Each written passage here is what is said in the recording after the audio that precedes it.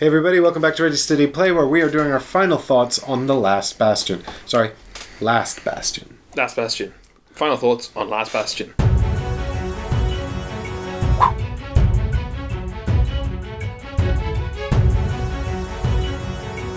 Which is it's a re-implementation of Ghost Stories designed by Antoine Bauza. And if you don't know, Antoine Bauza is a veteran game designer. He is probably most famous for Seven Wonders, the popular card drafting game about building a civilization. But he also designed Ghost Stories, which is about a samurai village being attacked by ghosts. And here in the re-implementation Last Bastion, it is a fortress being attacked by monsters, and we are fantasy-style heroes defending the Last Bastion because we stole all the relics that could destroy the world, and we're trying to keep them safe from the baleful queen who's coming to get us. Yeah. It is a wave defense game where enemies will be stacking up on these four colored sections around the board and coming at us, and we have to run around trying to defeat them. The board itself is made up of these 9 spaces, and they all have unique actions that we can do, and on your turn you get to move and do an attack, if you're set up to do so, or instead you can take one of these 9 actions. And it is fully cooperative, and it has 4 levels of difficulty. That's very concise, well done. Oh, thank you. But yeah. So, there is a monster deck, Chris? Monster deck! And this is all the many monsters that the Baleful Queen will be sending at us, and they come in all different colors, and they'll be lining up in their colored sections around the board. And when we set up the game, we'll be shuffling in some warlords who are... Ooh, it's the Void. We don't like him. Keep getting blue ones. Wow. And finally, the yellow one. Are these all the cards, by the way? Yeah. Those are all the monsters. And then here we've got the mysterious warlord deck that we won't be showing you, but on the other side of this there are some big bads. And we will shuffle a number of these into that... Not shuffle. We will place a number of these monsters into that deck, and that will be how we win the game, by killing all the warlords. So we must survive long enough to defeat them, and then also defeat them, and they're really tough. Like any good card game, there's multiple ways to lose. Exactly. One way to win. We can all die. That's one way to lose. Yeah. Run out of cards the deck before killing an overlord, or have 3 of these. What are they called? Spares? Grasp of Evil. Have 3 Grasp of Evils anywhere on the board. And we will also lose the game. So they're trying to corrupt the fortress, and when they do that, they block off action spaces. We can't take those actions, and that sucks too. Yeah. It's also possible for the Grasp of Evil to shut off our player abilities, which sucks because those are super powerful. They're so powerful. And really important to victory. The good news is that at least they don't count towards game end. Yeah, it's true. But the bad news is, super important and powerful. Mm-hmm. So this is actually our second time playing the game. Yep. For all 3 of us. Ooh, and there's 8 characters, and they all have unique, interesting abilities. Sorry. Yep. Yes, so this is our second time playing the game. The 3 of us played last time, but we had a 4th player in tow. But our 4th player's absent. Yeah. Well, he played a couple times since, I think. Has he? He won once and lost once. Ah, interesting. Well, So he sucks. We're 2-0. Yeah. We're 2-0 against the Baleful Queen, so we've actually won both of the games we played. So we're just going to have to ratchet up the difficulty next game. And we only have 1 difficulty higher to go on. That's true. 3 warlords. Yeah. So that's I reckon that'd be tough. I bloody hope so, because something I don't like is winning my first time at a co-op game. Mm-hmm. Don't like doing that. And the first time we won by the skin of our teeth, it felt like. It felt like it couldn't really have been closer. Yeah, and it was on the normal difficulty. And it was almost like tight. on the last go. Yeah, and that was the normal difficulty. So I actually was really holding out hope. I thought that it would get much harder. So I'm a little disappointed we won this seemingly quite easily. I don't know if you got this impression, but I feel like the second warlord we faced was relatively... Well, it could have been much worse. Yes. Mm. Some of the other warlords in there would have really screwed us up. So you deal the warlords face down. When you set up the game, you deal them face down, so you don't know what's coming. And you could get lucky and just get warlords that are not so bad when they come out. Of course, a lot of it depends on the board state. They're all circumstantially as bad as each other. Yeah. I think that's the point, isn't it? Yeah, exactly it's right. Circumstantial. So you want to try and be as well prepared as you can, but of course, it's never going to be ideal. Mm-hmm. Unless you're absolutely bossing it like we did. Yeah, so we possibly did get a bit fortunate, but I do think we played well.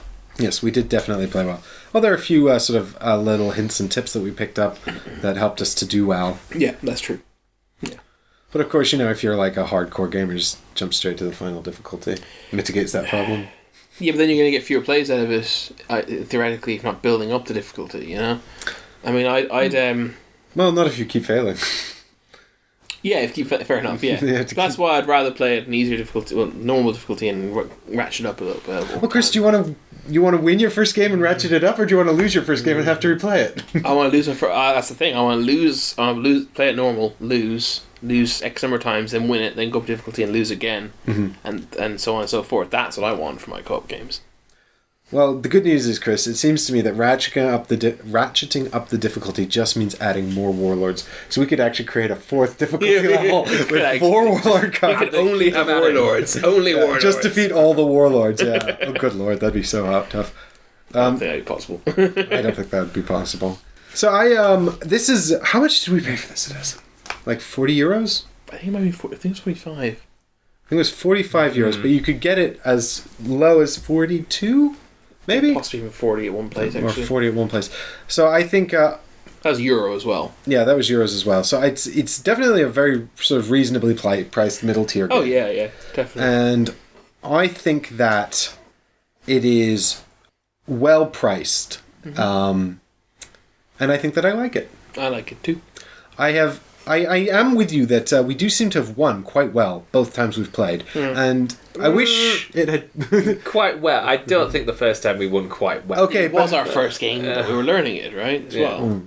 But it was by the skin of our teeth. True, but then we took all those lessons, we ratcheted up the difficulty, and we just bossed it. I know, but I also think that we were very lucky. Like, I think some of those other bosses that we could have pulled out would have been a lot worse. Yep.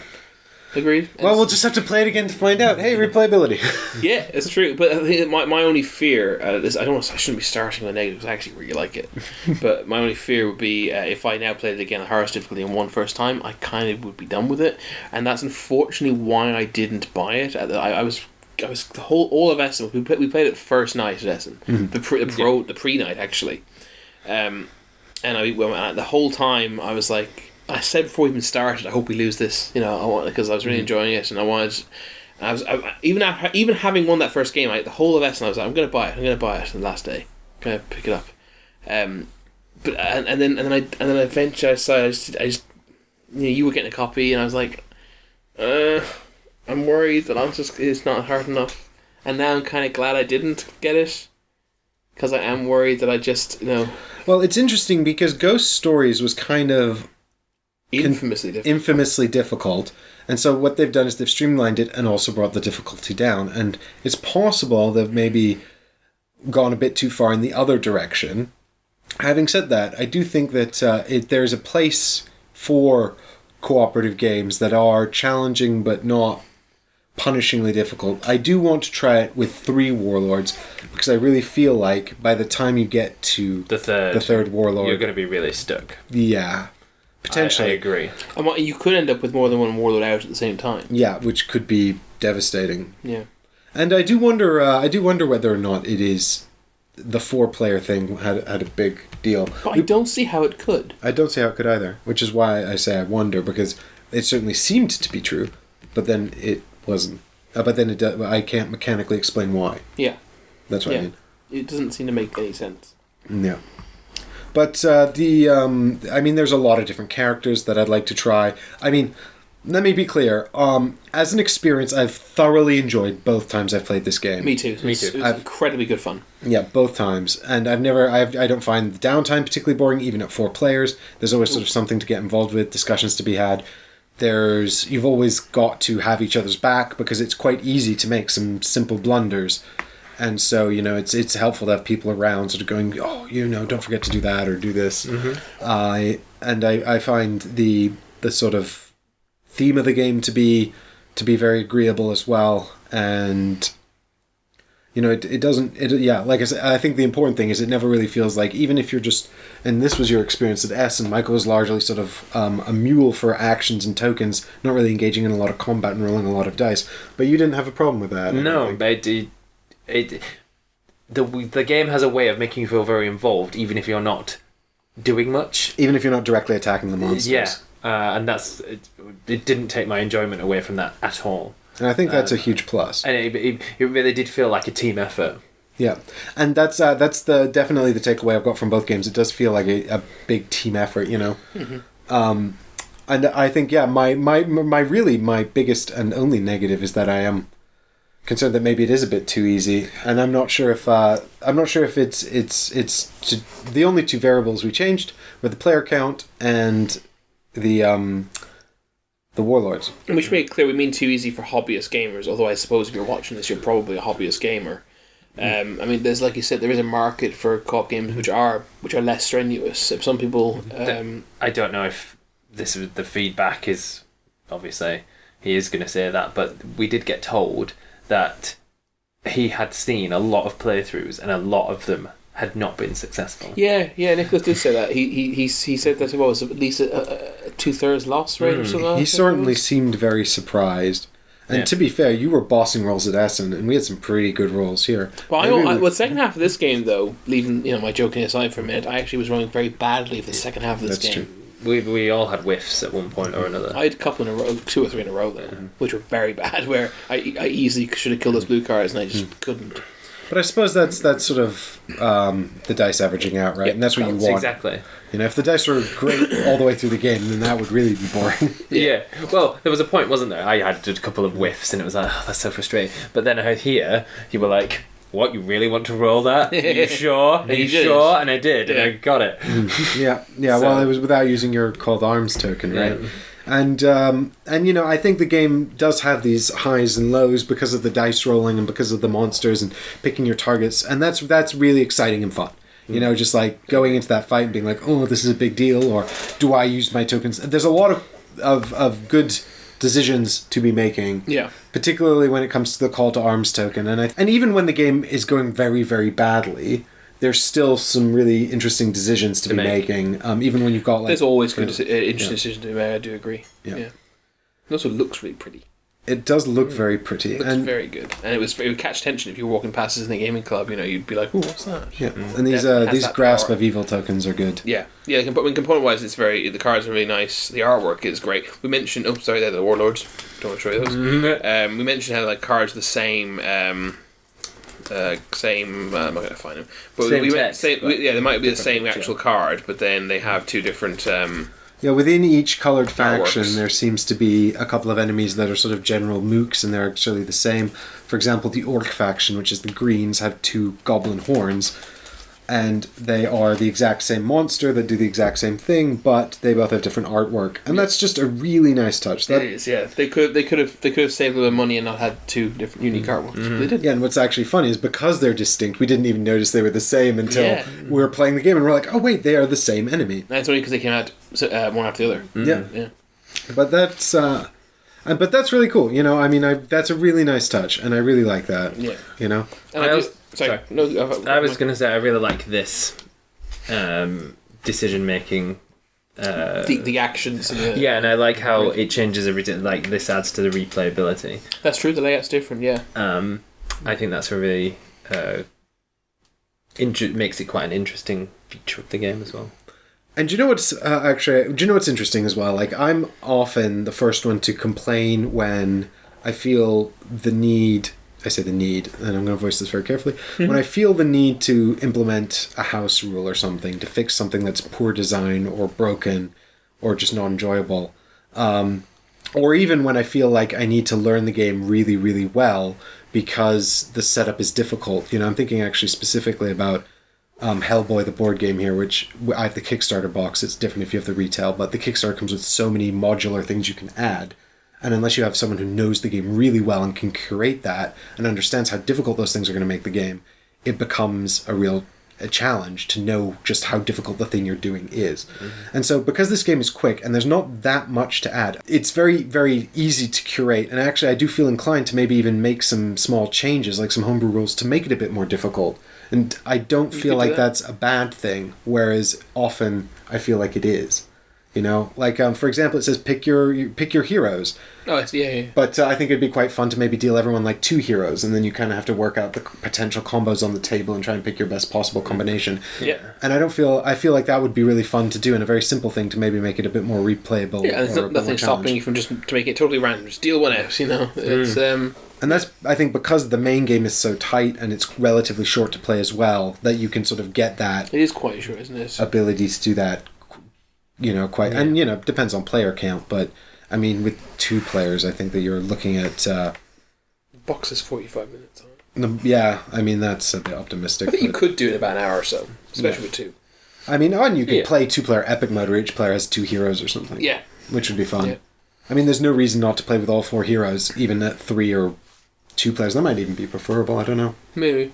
It's a very tight and polished experience that looks great on the table, that is very easy to learn, that plays very effortlessly, and it's really just pleasing and enjoyable. It's a very easy purchase to recommend. It's super easy to recommend, especially seeing as the price is quite reasonable. Yeah. Mm-hmm. You're going to get your money's worth of it. Because even if you played every difficulty, all 4 difficulties, that's a tenner per difficulty. Yeah. Essentially, if you've never played it again. Yeah. So €10 per difficulty. I mean, that's what, £8 or so. It costs as much to go to the cinema or go bowling or something. It's hour for hour. Board gaming is a very good, very cost effective hobby. That's 1 cocktail in a London bar. Yeah, there you go. And that's if you only play it 4 times. We've replayed this twice. And I was worried because of the way the board's set up with these 4 sort of lanes or wave areas that it would scale down poorly. But I actually felt like we went from 4 to 3, but I felt like it scaled down well. Yeah, I think it was fine. And the way it just sort of indicates, the way it scales down is basically by removing this little symbol here. So because you don't have the player board, you don't have that symbol, so you don't deal out cards for the missing neutral boards. But then they can still fill up with monsters. Those monsters will activate, and you can still get this negative effect here. And so you still get a double activation before your next turn, for example. Exactly, and that feels very deliberate. I felt confident that was a sort of a solid design choice. And having played through it, it felt like it was. Something I just want to mention, because it is, I think it's always worth mentioning, there is the possibility of player elimination in this. It's very unlikely, and if it was to happen, it means you're not doing very well, and it's towards the end of the game, right? Yeah. I mean, the first, you can get not killed, and then you can be brought back 1 time only in a slightly weakened state, and if you were to die again, you'd be out of the game. Yeah. This did actually, you got knocked out in our previous game. You not permanently, we did bring you back, and you didn't die again. But you still felt engaged, right? Because I'm against player elimination in general, but I do think it's worth noting that it's not. I don't think it's egregious in this at all. No, I thought it was fine. I still was enjoying watching the game and hanging. And you were still talking about. You were still involved in the decision making process, weren't you? Because we were saying, we're going to get Mike. We have to revive Mike. But we can't do it just yet because we have to kill these guys first. And you were on board with those decisions and you were partaking in those decisions, right? Mm-hmm. Yeah, absolutely. I was still absolutely involved in what was going on. And but it's just something to be aware of. And like I said, what I think the thing about this game as well is that a lot of the strategy is quite subtle. So a lot of the mistakes you're going to make are going to come from sort of like human error, like, we should have put this here, or we should have done that, or moved there. We did a couple of times, actually. Yeah, and I mean, it does have some room to accommodate those mistakes because you're never going to play it perfectly, 100% perfectly. And if that was required, you would almost always fail, right? Yeah. But I think we played very close to top efficient, let's see, in this game, and pretty much, yeah. But I do think that that means that any player who's sitting out can sort of still get involved and say, "Hey, don't forget about this," or "Hey, watch out about that." Admin, sort of like overseer. Make sure everyone's doing their job right. From a theme perspective, I love generic fantasy. I'm a big fantasy, and I'm that guy who's always like, "No, don't put the sci-fi theme in, fantasy theme," And yet, I must say, I'm also a sucker for. I love unique themes. So for me personally, I actually probably would almost prefer the unique flavour of the samurai ghost stories thing. But I still like generic fantasy, so I don't. But I'm just. Obviously, this should be the Great Wall, and it should be Waves Among Us. But yeah, so I kind of, in a way, I wish they'd kept the unique flavour of the theme. I wish they'd kept the difficulty a bit higher.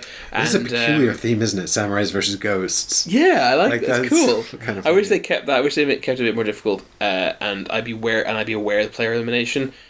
But. I mean, it's a joy to play. It really is. It's such an easy joy to play. It's effortless. There's no, I don't know. It just It just runs. It's smooth. It runs incredibly smoothly. It's very enjoyable. It looks pretty. It feels good when you play. You feel empowered when you play it. I think it's a really good design. I actually think it could have had a really cool space theme. Shut up. If this was like a spaceship and we were all like the crew of the spaceship running around, and then it was like one side was like aliens, one side was like asteroids and stuff like that, that'd be really cool. But I also like. As I was saying, it's really good. What about you, Michael? What do you think? No, I really enjoyed it. What I like about it is that it's very approachable for anyone. Anyone can play this. It's not too difficult to learn. Yeah. It's and I think that what makes it so enjoyable, and that anyone can do it. Anyone can partake in this, and anyone can have a good time. Yeah. It has that X factor, doesn't it? I can't quite put my finger on exactly why I think the gameplay loop is so enjoyable. It just feels a bit like a refined wine, doesn't it? It's like they went through it once, and Yes. they've improved on it, and it's from someone who obviously really knows what they're doing as well. Yeah, very polished, as you said at one point off camera. Yeah, and I think that the things that are things that are negative about it, and the difficulty is questionable, because that just, I think, depends on. My how three well you know. three negatives are not. They're not objective negatives. The theme is purely subjective. Yeah. The difficulty is purely subjective, and the what was my other thing? And the Player elimination. player elimination. I think player elimination is always a bad thing. But I can see, but you can never make an argument that's a positive for a game. But I don't think I hate player elimination, and I don't mind it here because I cannot see how it could ever be. It's in these kinds of co-op games, or even games that are a bit similar to this. You sometimes need to have some player elimination Stakes. some stakes. Exactly right. And I think in some games it just works really well. Yeah. It is. I mean, the biggest downside of player elimination is that it's awkward on game night when one of your friends just kind of has to sit there. Yeah, but I don't think. But as I said, you'd have to be doing so badly, and even then, you're still involved. I think. In this particular one, yes. Yeah. Absolutely. And you can come back once. My negatives are literally. I'm saying them literally for sake of completion and trying to give people an informed purchasing. But I think it's great. Yeah. Absolutely great. And the only reason I didn't buy it is the difficulty thing. That I think I'll get enough play from your copy to beat it on the hardest difficulty, and then be like, I'm done with it. And I've got enough co-op games to bring out myself at home. So I don't need it, right? So I'm like, I don't have enough games, so I needed a copy. So I feel I can leech off your copy sufficiently that I don't need it. And that's just a purely economical decision, right? If I had unlimited funds, I would 100% have just picked it up for the crack, Yeah, absolutely.